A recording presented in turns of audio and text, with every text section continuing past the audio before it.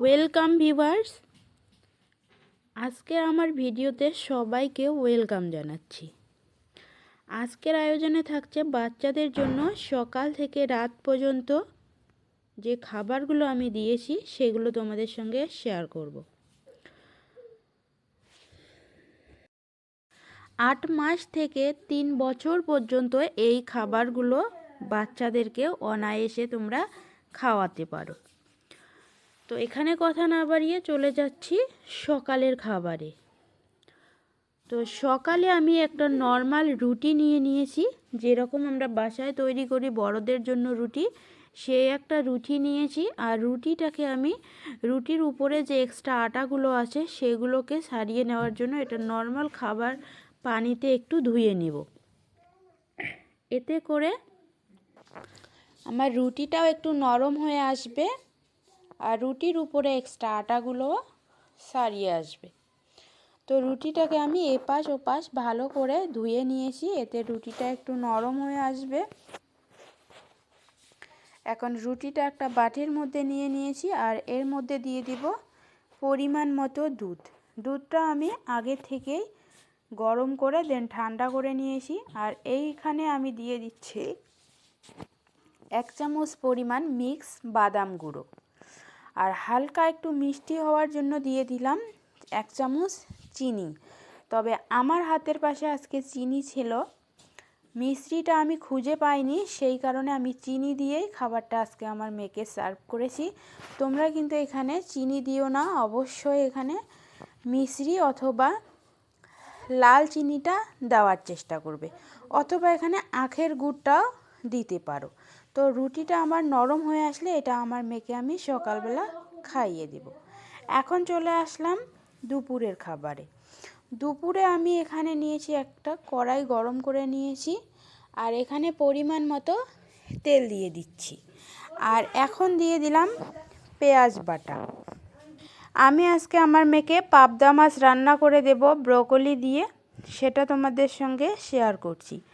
তো প্রথমে আমি পেঁয়াজটাকে একটু ভালো করে ভেজে নিলাম, তারপরে এখানে দিলাম 1/2 চামচের মতো জিরের গুঁড়ো, পরিমাণ মতো লবণ আর পরিমাণ মতো হলুদ গুঁড়ো। এখন একটুখানি ভেজে নিয়ে সঙ্গে দিয়ে দিলাম পানি। মশলাটাকে হালকা একটু কষিয়ে নেব। মশলাটা একটু কষিয়ে নেওয়া হয়ে গেল, এখানে দিয়ে দিব আমি 1 চামচ পরিমাণে বাদাম গুঁড়ো। এই বাদাম গুঁড়ো দেওয়ার কারণে কিন্তু খাবারের টেস্টটা অনেক বেড়ে যাবে এবং পুষ্টিটাও অনেকটাই বেড়ে আসবে। এখন দিয়ে দিচ্ছি ব্রোকলি, সঙ্গে দিয়ে দিলাম একটা গাজর, টুকরো টুকরো করে কেটে নিয়েছি, সবজিগুলো ভালো করে ধুয়ে দিয়ে দিলাম।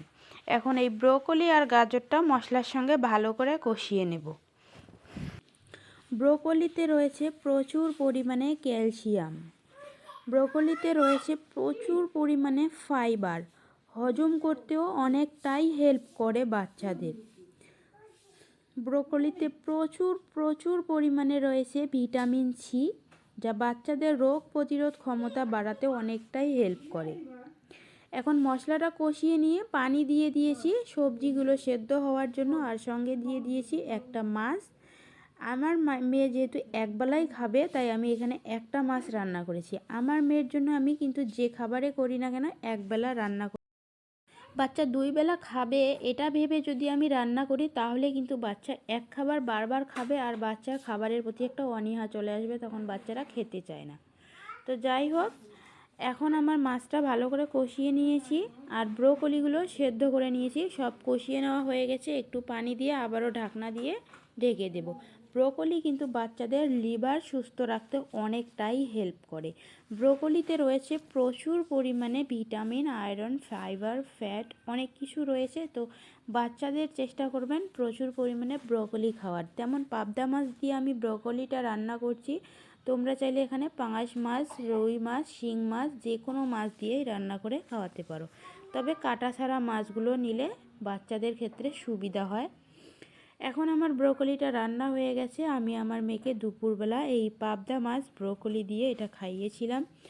আলহামদুলিল্লাহ আমার মেয়ে খুব সুন্দর খেয়েছিল। তো এখন চলে আসছি আমার মেয়ের রাতের খাবারে। রাতে আজকে আমি আমার মেয়েকে দিয়েছি ডালিয়ার পায়েস। তো এখানে ডালিয়ার পায়েসটা রান্না করার জন্য একটা প্যান নিয়েছি, আর প্যানের মধ্যে দিয়ে দিলাম 1 চামচের মতো ঘি।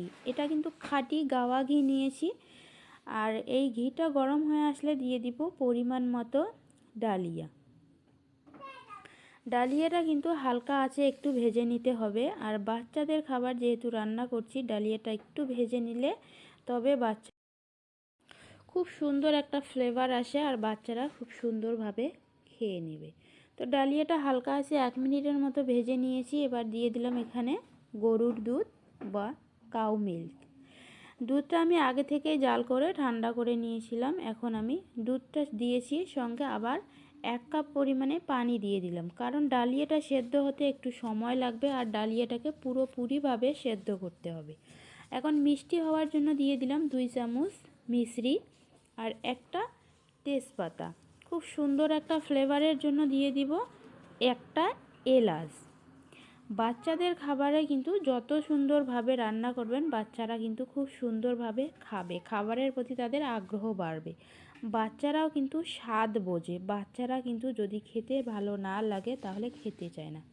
ডালিয়ার পায়েসটা রান্না হওয়ার আগে আমি 1 চামচ বাদাম গুঁড়ো দিয়ে দিলাম। এতে করে খাবারের পুষ্টিটা যতটাই বাড়বে ততটাই খাবারে টেস্ট আসবে। এখন দেখো ডালিয়াটা আমার পুরোপুরি সেদ্ধ হয়ে আসছে। এখন আমি এটা নামিয়ে আমার মেয়েকে সার্ভ করব।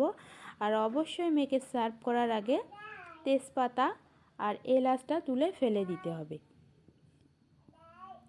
তো বন্ধুরা, আজকের ভিডিও এখানেই শেষ করছি। ভালো থাকবেন, সুস্থ থাকবেন।